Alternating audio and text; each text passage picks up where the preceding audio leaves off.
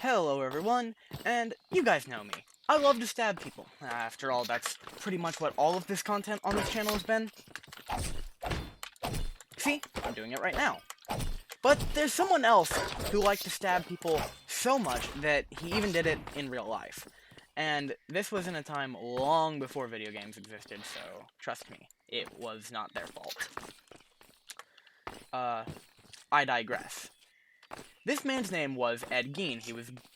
He mostly lived in Plainsfield, Wisconsin for most of his free life, and during this time, he was not the most sane of people. You see, when he was born, he was already not in the best of situations.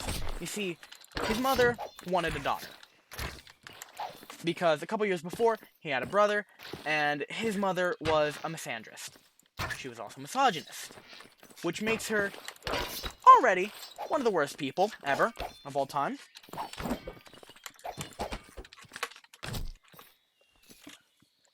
I digress. His family life was not great. His father kind of just sat around in the shadows drinking beer and just letting things happen. And his mother, screamed, yelled, treated him like garbage, treated his brother like garbage. Just motherly things.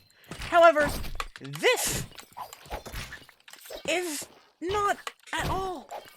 This is not at all taken how you'd think it would be by Ed Gein. By his brother, yes, his brother is not as much of a fan as his mother as Ed Gein was. However, that was slick. However, Ed Gein himself was obsessed with his mother. Very obsessed with his mother, which went on to inspire later horror movie villains such as Norman Bates or Jason Voorhees. Now, already, this seems pretty similar to other serial killers. However, Ed Gein is slightly different, because he could actually feel things like sympathy, or empathy, or one of the two. You see, his mother and he and his mother were, shopping one day, right? They were just going out, doing chores, doing things, doing mother-son bonding, as you do.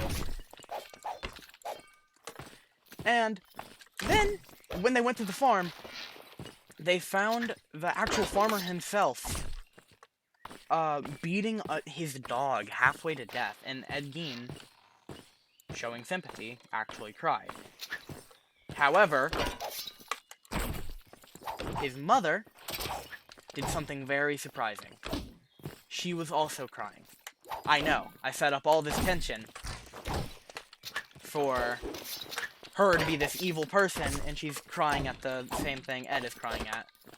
But she's not crying for the same reason, not even one bit. She's crying, it's raging and throwing a fit at the farmer. Not because he's beating the dog, but instead because there's a woman in his house that is not his wife. Naturally, she has her priorities in check, and she even yells at Ed Gein for, crying.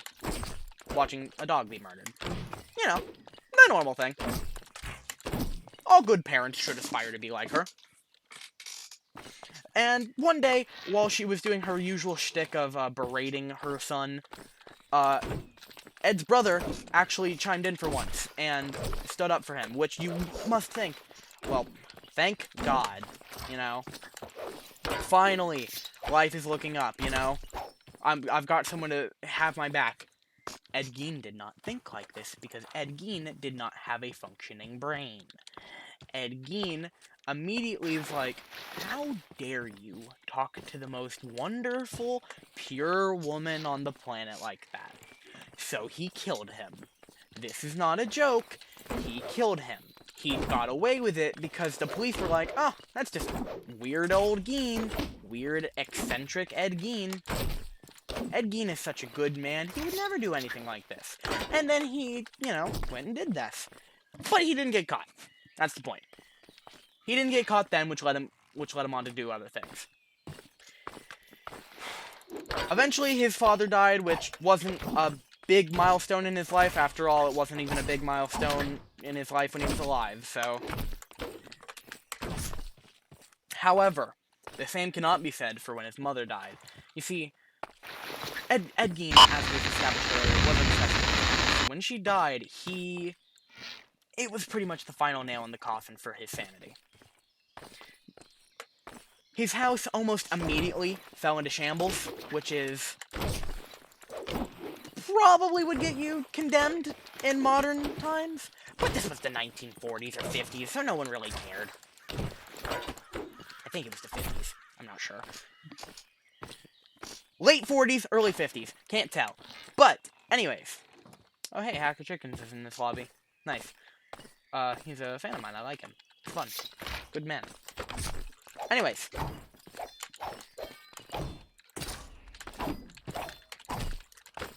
I digress. His mother died, and immediately the house fell into shambles. All except for one part. His mom's room. His mother's room was pristine. Absolutely perfect. Absolutely beautiful. Like she never even left. And this room was pretty much a sanctuary. His shrine to his mother.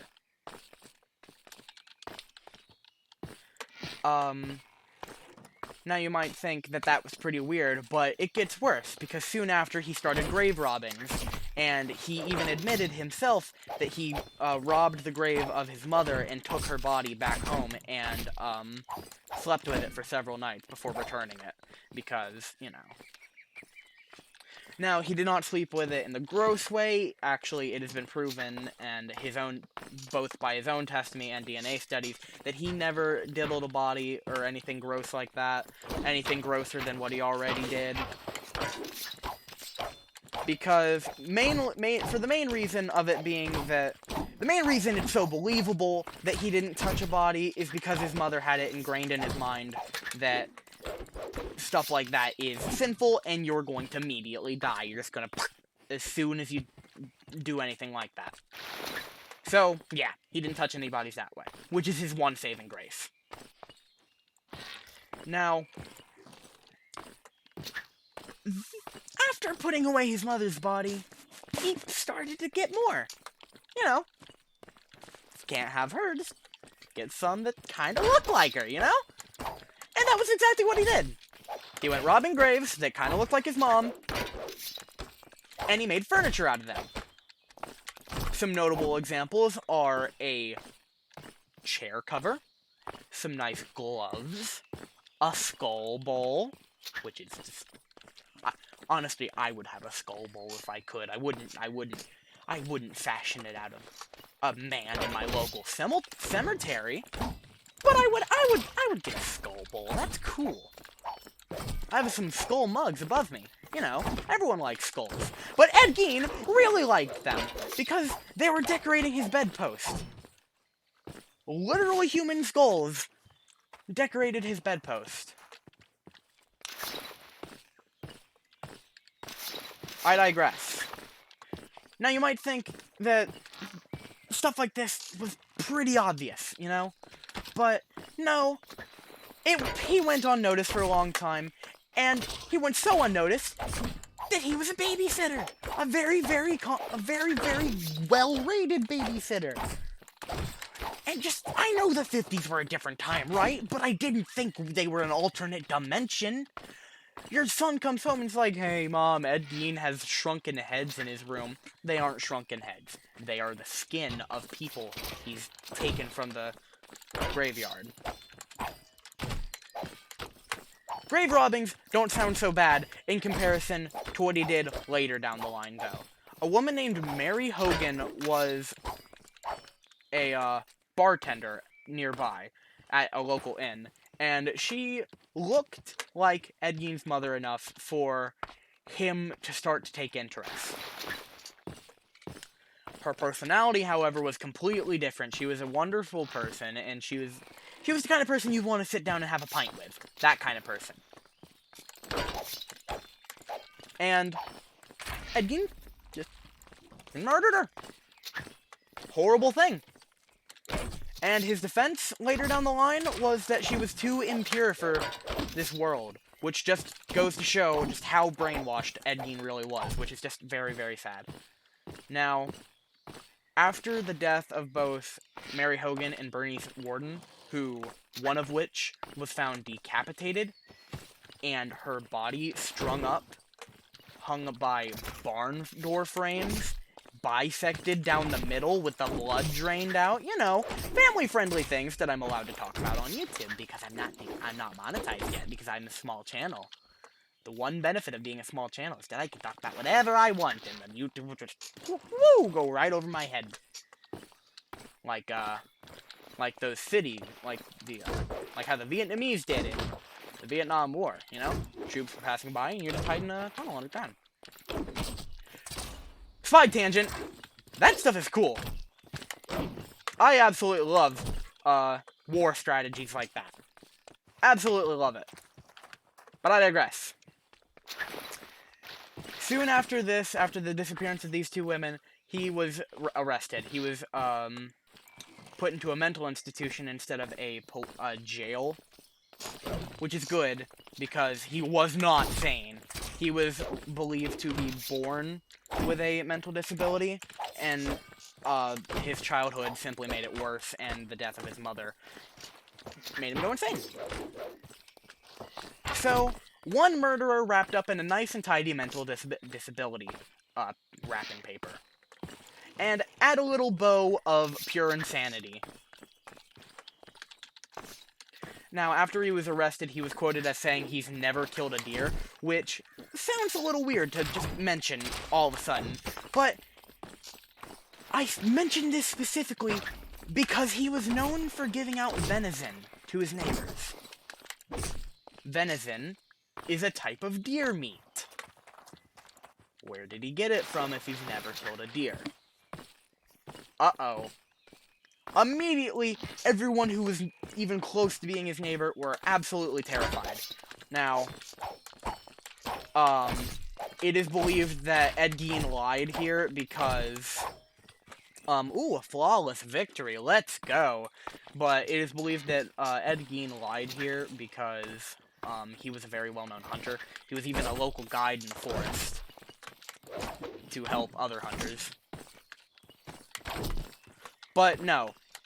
Ed Gein did a little trolling. Like, imagine you're the victim of that. Not, like, an actual murder victim of Ed Gein, but the victim of him trolling you. Just, you either ate human meat, or you think you did for the rest of your life. You are not coming back from that. That is the number one way to mess someone up. And you know what? I applaud him for that. Because that's hilarious. But also really messed up. But also hilarious. Oh, you were not holding up your shield. Shut up. Anyways, he died in around the early 80s. In the same mental hospital that he was put into when he was first arrested. And he died, not of, like, execution or anything. He died of lung cancer. He died, I believe, of a heart attack specifically. But, after his death, he inspired, or not even after his death, while he was alive even, he inspired plenty of horror movie icons, namely Buffalo Bill, Jason Voorhees, Norman Bates, and my personal favorite, Bubba, or Leatherface.